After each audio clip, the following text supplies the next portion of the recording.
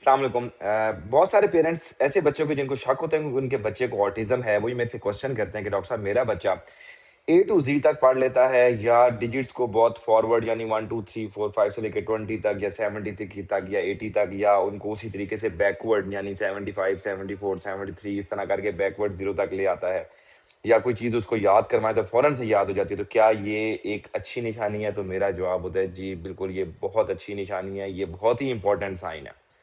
तो आज की इस वीडियो में मैं आपको वो क्वालिटीज़ बताने जा रहा हूँ जो कि अगर एक बच्चा जिसमें ऑटिज़्म हम शक कर रहे हैं या जिसको ऑटिज़्म है और उसमें ये क्वालिटीज़ होती हैं तो ये बहुत ही स्ट्रॉन्ग लर्निंग पोटेंशियल है और सॉरी और जो टाइम के साथ ये बच्चे प्रोग्रेस कर सकते हैं, उनकी स्ट्रेंथ जो है अगर हम उनको सही तरीके से यूज़ करें तो इनकी प्रोग्रेस बहुत ज़्यादा तेज़ी से हो सकती है। तो सबसे पहले एक इम्पोर्टेंट बात समझना ज़रूरी है कि ऑटिज़्म का मतलब ये नहीं होता कि बच्चे में इंटेलिजेंस नहीं है। बहुत सारे बच्चों में ऑटिज़्म के साथ-साथ स्ट्रॉन्ग मेमोरी होती है। मैं आपको मिसालें दूँगा कि मैंने ऐसे क्या कौन-कौन से बच्चे देखे हैं। विजुअल लर्निंग बच्चों की स्ट्रॉन्ग होती है, बच्चों की स्पेशल इंटरेस्ट होते हैं बच्चों की और कुछ यूनिक क्वालिटीज़ होती हैं जो कि आम पॉपुलेशन में उस उम्र के बच्चे में हम सोच भी नहीं सकते।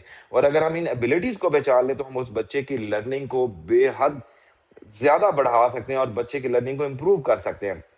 अब उसमें एक एबिलिटी है स्ट्रॉन्ग मेमोरी स्किल्स। अगर एक बच्चा ए, बी, सी या ए टू ज़ी तक पूरा सुना देता है, याद कर लेता है एक दफ़ा देखने में, नंबर फॉरवर्ड या बैकवर्ड याद कर लेता है, दिन में जो है वो क्या उस दिन क्या तारीख होगी या उस तारीख को क्या दिन होगा, वो आपको फ़ौरन बता लेता है। रास्ते या डायरेक्शन बहुत अच्छे याद रहते हैं।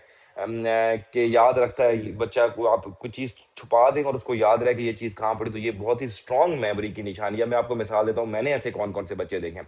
एक बच्चा मैंने देखा उसकी मदर कहती डॉक्टर साहब इसको जो डेट पूछेंगे उस दिन क्या दिन था ये बच्चा बता देगा। मैंने अपनी डेट ऑफ बर्थ बताई, उसने मेरा ख़्याल है हार्डली 3 सेकंड नहीं होंगे उसने वो दिन उस दिन बता दिया। हालाँकि वो मुझे खुद नहीं याद कि क्या दिन था, इतनी स्ट्रॉन्ग उस बच्चे की मेमोरी।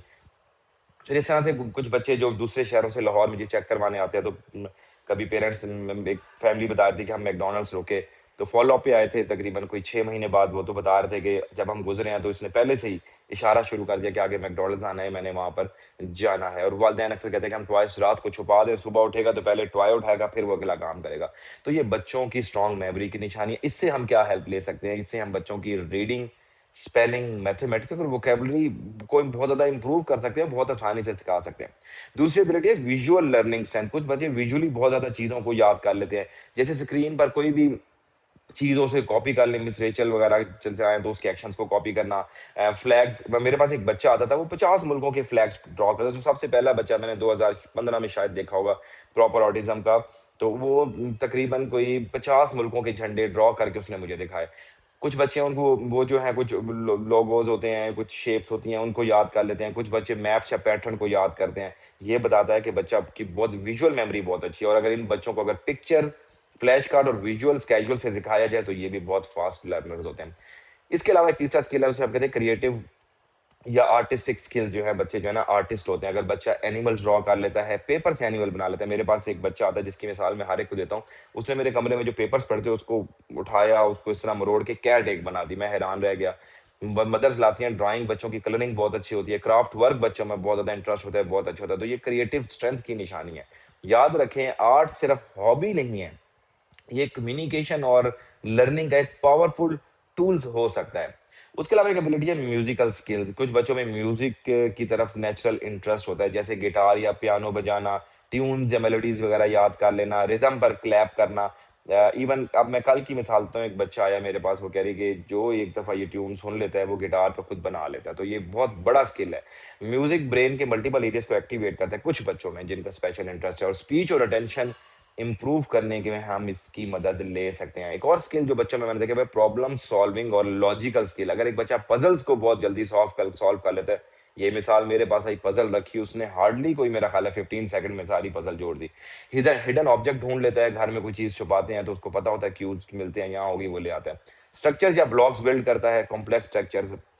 कल परसों मैंने एक बच्चा देखा जो कि जिसकी स्पेलिंग बहुत अच्छे थे और वो टॉयज ब्लॉक्स की चीज से उसने फुटबॉल लिखा हुआ। पेरेंट्स ने शायद ये वीडियो देखी, उन्होंने मुझे दिखाया, मैं बहुत इंप्रेस हुआ। मोबाइल पे उन्होंने मुझे पिक्चर दिखाई। उसके अलावा सीक्वेंस समझ जाना, इस पे बहुत सारी मूवीज़ भी बनी हुई हैं। तो ये लॉजिकल थिंकिंग और प्रॉब्लम सॉल्विंग की निशानी है। ये क्वालिटीज़ एकेडमिक लर्निंग में बहुत ज़्यादा हेल्पफुल हो सकती है। उसके अलावा एक और सबसे इम्पोर्टेंट स्किल जो मैंने बच्चे में देखा है वो है इमिटेशन स्किल, यानी कॉपी करने वाला स्किल। ये सबसे ज़्यादा पॉजिटिव साइन है। अगर बच्चा स्क्रीन देखी हुई चीज़ें कॉपी करता है, एक्शंस इमिटेट करता है, जेस्चर कॉपी करता है, तो ये बताता है कि बच्चा इमिटेशन से सीख सकता है। और अगर ये बच्चा इमिटेट करना सीखे तो वो थेरेपी से बहुत ज़्यादा जल्दी सीखता है। पेरेंट्स को क्या करना चाहिए? सिर्फ क्वालिटीज़ को देखना नहीं है, उनको यूज़ करना ज़रूरी है। अगर आपका बच्चा रेड फ्लैग्स अगर आपका बच्चा जो है वो जो है कलर्स रेड हो गया, या उनकी पहचान बहुत अच्छी है, उनके साथ पेंट करना बहुत अच्छा है, या जिस तरह फ्लैग्स में इंटरेस्ट लेता है, तो फ्लैग से आप उसको कलर्स सिखा सकते हैं बच्चे को, उसको कंट्रीज़ का नाम सिखा सकते हैं, उसको रीडिंग और स्पेलिंग सिखा सकते हैं। अगर म्यूज़िक पसंद है बच्चा, तो म्यूज़िक के साथ उसकी स्पीच और कम्युनिकेशन इम्प्रूव कर सकते हैं। अगर ड्राइंग पसंद है, तो ड्राइंग को कम्युनिकेशन का ज़रिया बना सकते हैं। और स्ट्रेंथ को लर्निंग का टूल बनाना थेरेपिस्ट और पेरेंट्स का काम है, मिलके करना चाहिए।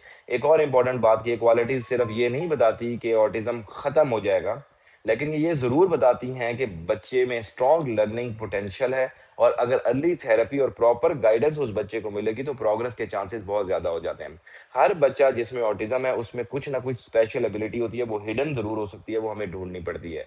कभी वो ऑब्वियस होती है, कभी वो हिडन होती है। ऑब्वियस में तो आसान है, जो हिडन है उस पे मेहनत करनी है।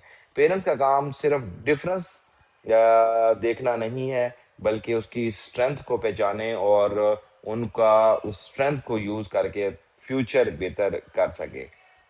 याद रखें कि ऑटिज़्म सिर्फ चैलेंजेस का नाम नहीं है, ये हिडन स्ट्रेंथ का नाम भी हो सकता है। Thank you.